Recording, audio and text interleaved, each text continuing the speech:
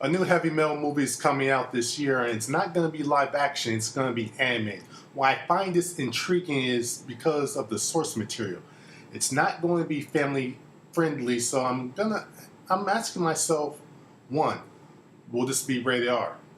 Two, will this have a wide release? Somehow I can't see it, but it would be nice if it did. Three, how will this be promoted? Once again, it's not going to be family friendly. Four, what type of animation styles are going to be used here? I'm sure there's going to be some CGI, but what else? 2D, claymation, stop motion, performance capture, rotoscoping. 5. What types of stories will they adapt? I'm sure this movie's gonna fall under the radar, but I can't wait until it comes out, and hopefully it comes out this year. Next, Pixels. I know it's an Adam Sandler comedy, but I just find this concept tantalizing. Video games and or characters invade the real world. Will this be like a live action Captain in the Game Master? There's a lot of potential here in this film, and hopefully it'll be more realized, unlike Bedtime Story. I love the Frankenstein story, so Victor Frankenstein is very interesting to me. Whenever a new Frankenstein story pops up, I'm always intrigued, and yes, even I Frankenstein. I'm a little bit low on this one because while the acting attached is good, Daniel Radcliffe and James McAvoy, I don't know much about the director Paul McGann. He's done a few films, but mostly he's done this TV, but I won't hold that against him though. Next, The Little Prince, a beloved story being animated, but parts of it will be CGI while other parts will be stop motion. And if this hits big, there could be more animated films like this with using contrasting styles and not only staying in the CGI ghetto, so to speak. The Hateful Eight, a Quentin Tarantino movie? Sold. A revenge western? Sold.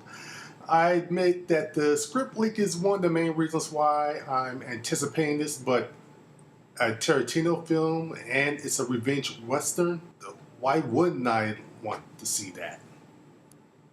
As far as Mad Max Fury Road goes, I've heard about this movie being made for the last few years, but it's been in development hell even longer than that. It's been about 30 years since the last film, and I figured the time for a sequel had already passed by. Even when I saw some of the pics, I wasn't really interested. What did get me interested was the trailer and one particular part.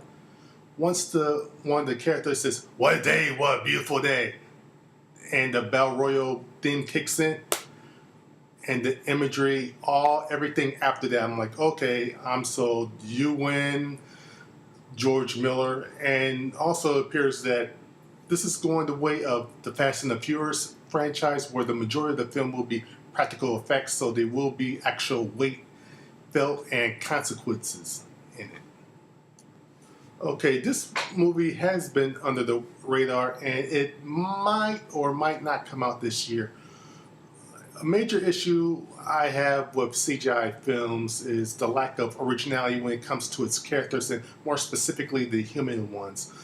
So when the Book of Life came out last year and the character designs looked like really unique, like in that case, they looked like marionettes and everything, it was astonishing and creative and gave me at least a little hope for CGI. And the fact that Pixar is doing this also has me intrigued despite their previous missteps. Let's see, a Guillermo del Toro film, gothic horror, a love story. Yeah, I'm sold. I really enjoyed Pacific Rim, and I'm going to see the sequel. However, I am excited that in between both films, he's making this film, and hopefully between Pacific Rim 2 and 3, he'll get around to either the proposed Justice League Dark film or Hellboy 3. Also, I want to see if this is going to be finally his first bona fide hit. I only knew about Kingsman, the Secret Service, in passing. I came across the comic, I guess a year or so ago. I didn't pay much attention to it. But it's from the minds of Mark Millar and Matthew Vaughn. It looks like they're doing an alternate take on the gentleman spy genre. And considering that both Millar and Vaughn worked on the comic, I can only assume that the whole point of the comic was to create the movie, kind of like Darren Aronofsky's done in the past. I think Kick-Ass was sort of like that too. The trailer really got me hooked, and it looks like they're really adapting from the comic. Everything from kidnapping Mark Hamill. So I'm jazzed. Okay, I mean, this is the one movie that I'm most worried about. All of the previous Fantastic Four movies weren't good, but they had at least some fun in their own way. It's just that everything I've heard about this film hasn't been good. I don't mind the casting. I think the casting is really good. I'm just iffy on the director, Josh Trank. The only film he's really made was a found footage film, and from what I've been told is there will be found footage elements in this movie. Will this whole thing be found footage? If so, I'm not going to see it. Well, maybe I will, even though I hate found footage films, but that's an entire different video I've done. Will 50% be found footage? 10%? The most troubling thing about this film, however, is it seems to be they're changing some very important parts of the Fantastic Four lore. It just seems that this is going to be more of a Fantastic Four movie, more in name than anything else. That said, I'm not going to try to be too judgmental on this until at least a trailer comes out, and hopefully that'll be soon. Initially, when Marvel Studios was created, I believe between 2006 and 2007, one of the films they said that they wanted to make was Ant-Man. I thought at the time that was weird. I knew that they were going to use other characters because they lost the rights on a lot of them, but Ant-Man? I thought a little better of it when I heard that Edgar Wright was directing it. And I liked how he was able to alternate on a dime between incredible action scenes, emotional scenes, and comedy. I think he's the best out there when it comes to that. When he left, I was a little bit worried, but when I heard that this was going to be a heist film, I decided to give it another chance, and since I love heist films. But just like Fantastic Four, I'm going to hold my judgment on this film, good or bad, until at least a trailer comes out. Okay, for nearly everyone else, Star Wars The Force Awakens is their number one most anticipated movie. For me, it's the number two. And the reason is because the last Star Wars movie I saw in the theaters was The Phantom Menace. It was so lackluster, I didn't even bother seeing the last two films in theaters. The fact that the new Star Wars film is coming out does get me jazzed, add to the fact that someone else other than George Lucas is directing it. I don't believe it's a coincidence that the best Star Wars film made didn't have him as a director. It wasn't tough for me to put this at number two because for a long time we didn't even get a title for this film. Heck, we don't even know what the film is about. Also, the teaser really didn't do anything for me. Yes, I know it's a teaser and it's supposed to only give you a taste and isn't the real trailer, but I just felt that the teaser only showed me random images without any context. Imagine a teaser from one of the earlier films of just a droid and a extra walking by, and that's what I felt that they showed.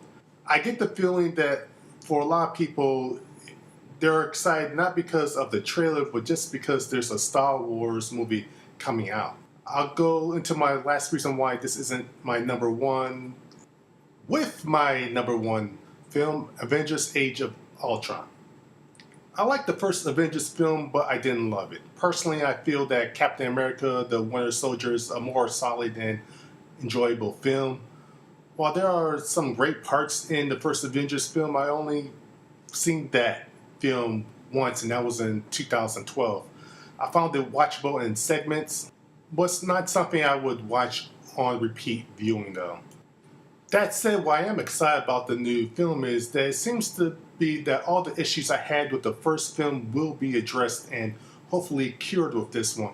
This film looks like it's going to have a greater emotional impact for the characters, and the stakes will feel like they're higher this time and not as empty as the first one.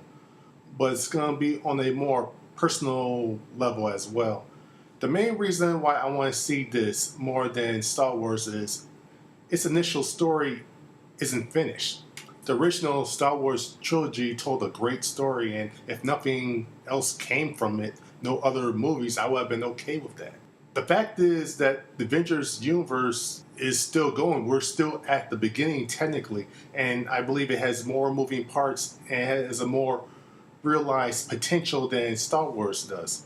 The Star Wars expanded universe is gone now. Currently, the 7 movies, not including The Force Awakens, but including the animated one from a few years ago, and the CGI clones and Rebels shows currently are the universe. Plus, every Star Wars film in tone is the same. Take a look at the Avengers movies, though.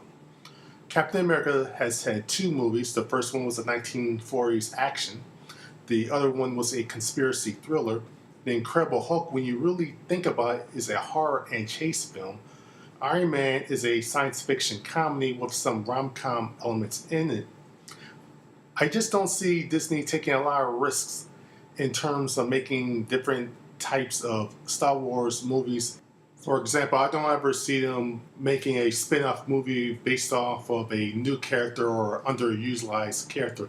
Everything you've heard about possible spin-offs is from already existing characters. I just feel there will be more possibilities opening up because of Avengers Age of Ultron rather than Star Wars The Force Awakens. That and less lens flares.